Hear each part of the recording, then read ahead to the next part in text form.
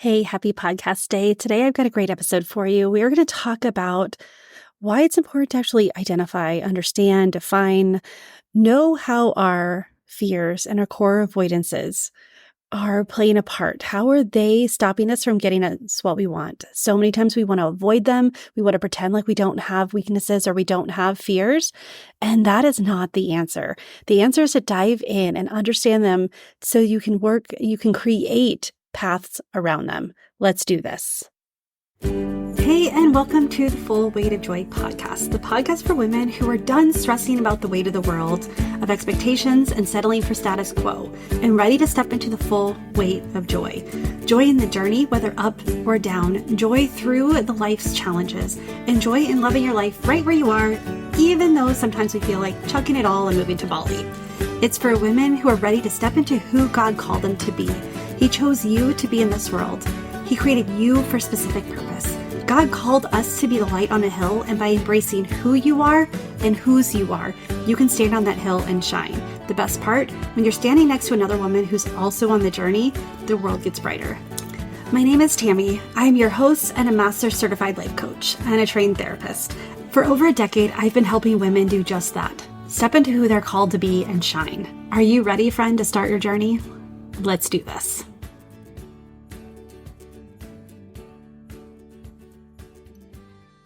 Morning or good afternoon or good evening, I guess, depending on what time you are listening to this podcast.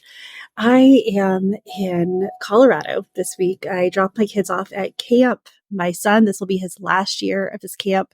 And this is not a camp it's not a cushy camp. This one's one that stretches you, pushes you out of your comfort zone. And honestly, he hasn't wanted to go for the last couple of years because it hurts him.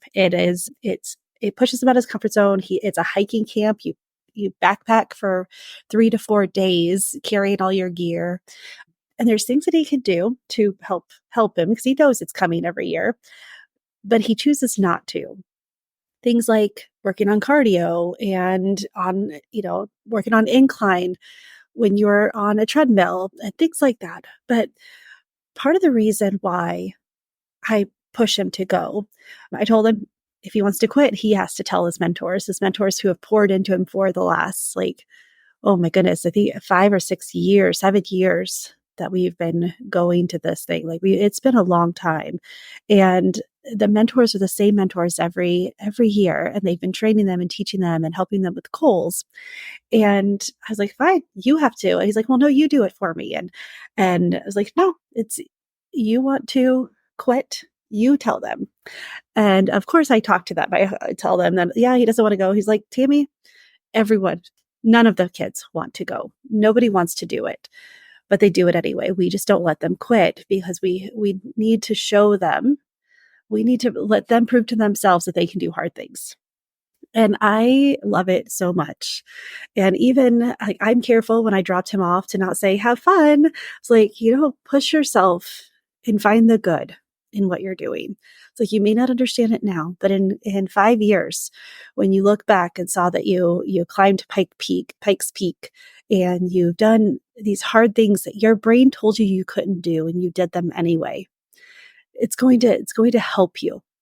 And so I was thinking about that, and I was like, well, it's like, I talk all the time about getting out of your comfort zone. And it's really, it's kids. They're the ones who don't want to listen to it. But one of the things that in order to get what we want, we have to get out of our comfort zone.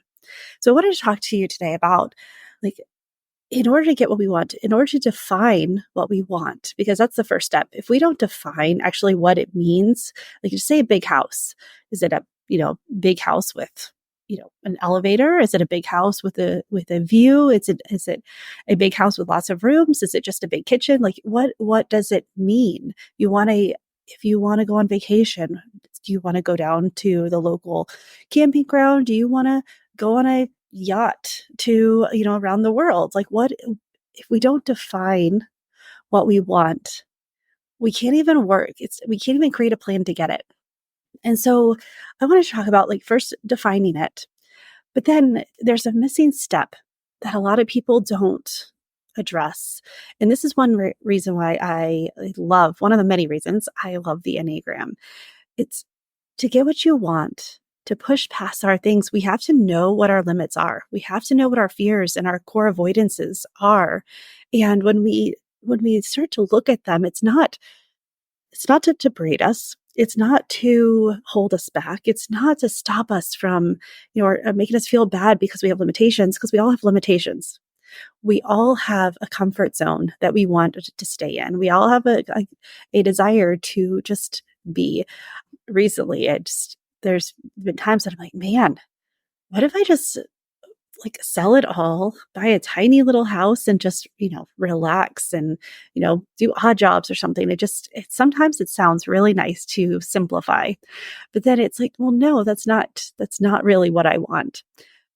But my core fears, my core avoidances is to try to improve things and trying to, and if you're an Enneagram 1, you feel me, that's like, there's always something better. You can always make it better. I don't say there's something better. You can improve something. And if I didn't know that that's one of my core avoidances, is that I procrastinate and I try to, because I want things to be improved, then I wouldn't know that's what's stopping me. That is what sometimes I get so caught up in details that it leads to inaction. And so I just want to talk to you about like 5 ways to leverage your core fears. That it's actually a benefit to know them. It's actually something that we should be aware of, because we can set up some rumble strips. We can set up some boundaries. We can set up some, indications and intentions, and we can identify it when we are starting to fall into the fear of following our fears. So the fear, like we start falling into the trap of allowing our fears to dictate our decisions. And so I just want to talk today about 5 ways that if we understand our fears, even though we may not like them, we understand our weaknesses, we understand our core avoidances, that it will actually help us get what we want. So 1, setting clear boundaries. When we know and we can identify situations where these core fears that we have are going to stop us, we can then set up boundaries, and we can set up little identifiers, and we can also give ourselves tools to push past them. So we knowing that I get into this perfectionistic state where I want things to be so good. I want, and not just for perfect sake. Like I want to serve at the highest capacity. I want to make it good for everyone else. I want it to be the best product, whatever service, goal. I want it to be the best possible, not just for me, but for everyone involved. And so knowing that, and knowing that it stops me from acting sometimes, I can put down a boundary of done is better than perfect. That these are really the important steps in landscaping. Let's just say landscaping. I'm looking at some gorgeous landscaping right now, and let's face it, it's never perfect, because as soon as you are done and you put the mulch down and the beautiful flowers are there, weeds start to grow. And so you're constantly doing it. So if you let it rule your life, you're going to be out there picking weeds daily. But if you don't do it at all, then the weeds will take over. So there's a balance there. So setting clear boundaries and understanding my fears will allow me to set those clear boundaries, to set and communicate to myself, to others. It protects my time, my energy, and it helps me stay focused on my goals. So another way that understanding my fear is helping me understand my growth plan. We all need a growth plan. We all need areas that we want to excel in. But when we know what we want to excel in, then we can look and see what's holding us back. So again, understanding our weaknesses, I talked about they're the thorn in the flesh. There's what keeps us connected to God, and it's what helps us see. And these core motivations are our desires, but these core avoidances are things that are going to stop us in our tracks. And so when we have a targeted growth plan, we know which areas we want to grow, we can understand what the fears are: failure, rejection, inadequacy, not being supported, not being safe, not being worthy, not being loved, not being accepted. We know, and we can again build in fixes. We can build in understanding. We can build in and we can motivate ourselves to keep going. So we can create these, well, we can build skill building. I am on the side where when we know our strengths, we pour into our strengths more and use our failures, not our failures, excuse me, use our fears as like rumble strips. So those are a thermometer. Those tell us how we're doing. But I don't think it's necessarily good to try to pour time and energy into our weaknesses. I think that's where the who is better than the how is find someone else to help us in that process. The find someone who is that's their strength and they can guide us and they can, give us tidbits or they can even, outsource it.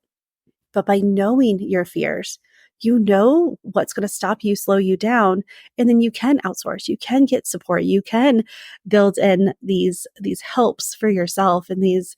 And as I'm thinking these like power ups for Mario Brothers. We watched that recently, and I was like, well, every time you know you're going into a situation that it's a core avoidance, you can build a power up in there to help propel you and get you to that next level. And typically, and like, again, I've said this and I love this so much how many times your core fears are someone else's strengths. And if you partner with them and your strengths are their weaknesses, and then we're stronger together, we can grow together and we can get this life that we want together. So another thing that understanding your fears, understanding your core avoidances, improve decision making. Now we make thousands of decisions every day.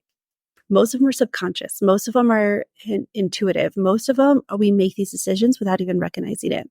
However, if you want something different, you have to do something different, which means that when we look at our fears, our gut reactions, our subconscious intentions will be to stay safe. So when we're aware of that and we acknowledge it and we recognize it and we address it, we can actually choose a different way. We can improve our decision making because it's not based on fears and core avoidances. It's based on our desires, on the outcome we want, the intention we want, the goal that we want, the life that we want, that this purpose that we crave. It will help us make the decision to move away from fear and toward our strength, away from our core desire, away from our core avoidances and the things that we're trying to, like these pitfalls that we don't, and blind spots that we don't want to do. And the ways to do that, like it's easier than you think. We have journaling, meditation. We can talk again, the who, not how. There's so many. I'm reading this book, The Who, Not How, and it just talks about this is how the how, someone else has the how. So if you're looking to improve your strengths, go to someone else or you're looking to improve your weaknesses. Sorry, it is early and I haven't finished my tea yet, but to improve your weaknesses, you can look for someone else who has that strength and looking at, is it fear-based or is it an authentic desire? Like, is it a reaction or is it a response? So it's the next thing when we are wanting to get out of this fear zone, when we want to, by understanding our fears, it actually enhances our communication skills because we know how the fears impact us. So this is another area where you really need to define what the fear is and why. So humans by nature, we have three basic needs: the need to feel loved, the need to feel worthy, and the need to feel safe. My words they're kind of failing me today, but that's all right. We're going to keep going with this because this is, it's so important. Because so many times we avoid the things that we're bad at, or we are quote unquote bad at, things that we're afraid of. We avoid it. And my son is an example of this, and I don't fault him because it's normal, it's natural. If it's going to hurt, I don't want to do it. If it's uncomfortable, it must be bad. And this happens when things come so naturally to you. which I know many of you, is something we've talked about. It's like, Tammy, this, like, my life has been, I see a goal and I go after it. I see something, and then all of a sudden, when it's time to actually look at what I want, and I become paralyzed. It's because that's when it's something that really matters. That's when our fears are like highlighted. That's when our fears are enhanced, because it's that safety, because it matters, because it's something that we want versus something that we're helping someone else with. But when we look at our fears, we can actually enhance our communication skills by understanding and defining we're what we're afraid of, what our core avoidance is. Then we can put words to it, and we can put communication strategies around it. We can articulate our needs and our goals. We can, not only for ourselves, but for others. Like, we can tell ourselves too. So many times it's like, well, ask yourself what you're afraid of in the moment. And is it something you really should be afraid of? Like, will you die by doing it? And typically it's no, but your brain feels like it will. So if you improve your communication and you understand your needs more, and you can now make decisions and take action in order to put your priorities in place and to do it.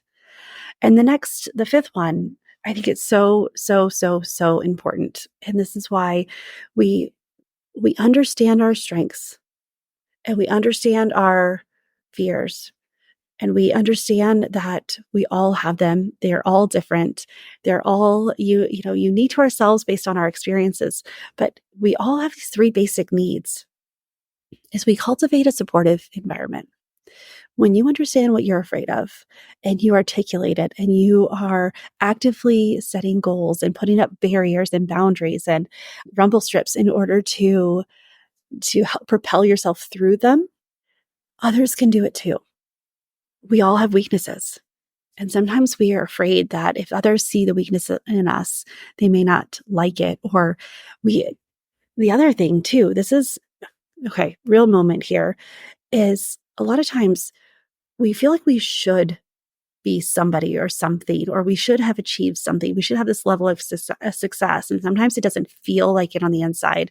Sometimes we have this amazing job, and we're going for this promotion, and we don't get it.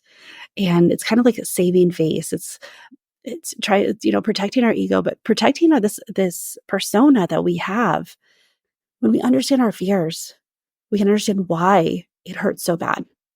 And then we can talk to our friends about it. We can have a community that will encourage us to lean in, because when things are important to us, we feel like we should, we feel like we should be somewhere higher. We should be doing something more. We should be, we're shooting all over ourselves. And it's just, when we stop and we look at our fears, it's like, why? What if I am not as far along as I thought, or I should feel like I should be, or that I'm not as successful. I don't feel as successful on the inside as my friends think I am on the outside. And I just want to tell you that this is completely normal.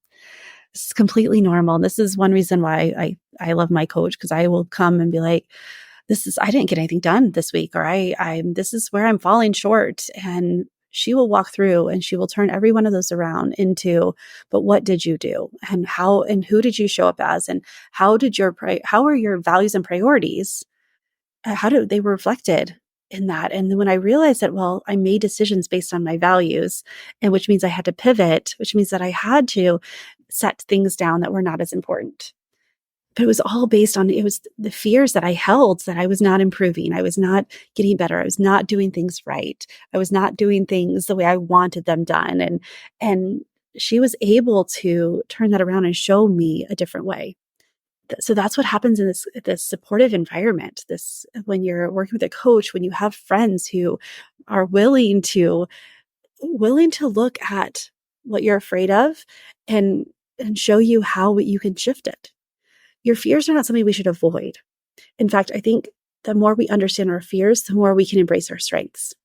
The more we can understand what's going to stop us, the more that we can see and what is going to propel us. And so when you're looking for a change, when you're looking to build a business or have this purpose-aligned life that you want, one of the first things you need to do is, first, well, define what that looks like, but then ask yourself, what fears, what avoidances do I have that's going to actively thwart, that's going to actively stop? I love the word thwart. Stop my progress, that stop me from getting what I want. What is the fear behind it? And a great tool for that is the Enneagram. It's something that I love because it's so clear and it's so concise. And then you can see, because even though you may have 5 Enneagram 1s in the room and everyone looks different, everyone will respond in a different way. A lot of us react in a different way, but we have those same core avoidances and we can work together to push through them. And so one of the things that I have for you is next week, actually, it's going to be next week, is I have a 5-day challenge. I'm going to do it next week. And then in a couple of weeks, I'm going to do it again in August because I feel so strongly about this. It's this permission to pivot for, when you're looking for something more, when you want this success, you want this, well, you want to create a business from your purpose. You want to take the pain, the things you've been through, and actually, like, God's been calling you to step up and do something with it. That's what this challenge is all about. It's 5 days. We're just going to do 30 minutes to 45 minutes a day, and there'll be a challenge, a little homework step in each one, but it's free. Join our Facebook group in order to get registered. I will have a Zoom. We're going to do it over Zoom, though, just simply because I want the interaction. I want to talk with you. I want to know what areas of your life is God calling you to pivot. Every time I hear the word pivot, I think of Ross in that couch trying to, move it up the hallway, and they can't move. Well, a lot of times what's stopping us is ourselves. And so come join this. So Divine Destiny, Living a Purpose-Aligned Life. That's the Facebook group. Show notes has the link and it's free. We are going to do Zoom. There'll be a replay. Although if you come live, you'll be able to interact, bring your questions. Like, let's just talk about what it means to step into this God-given life that He has been calling you to, this God-given purpose, this God-given business. What could, if you are to pivot in a direction that He's leading you, what kind of freedom would be waiting for you? And so I just want you to come and hang out with me. And yeah, it starts next Monday. So in just a week from now. And well, that's all I have for you. I hope that you have a wonderful week. I hope that you take a deep breath and just understand that it's okay. It's okay to have these core avoidances, these weaknesses. And the more we know about them, the stronger, the more brave, more courageous, the more we can take action. They don't have to hold us back, so you don't have to avoid them. You get to just lean into them and say, okay, how are they stopping me? And then what strengths do I already have that help me overcome them? All right, with that, friend, choose joy till joy chooses you, and I will see you soon. Bye.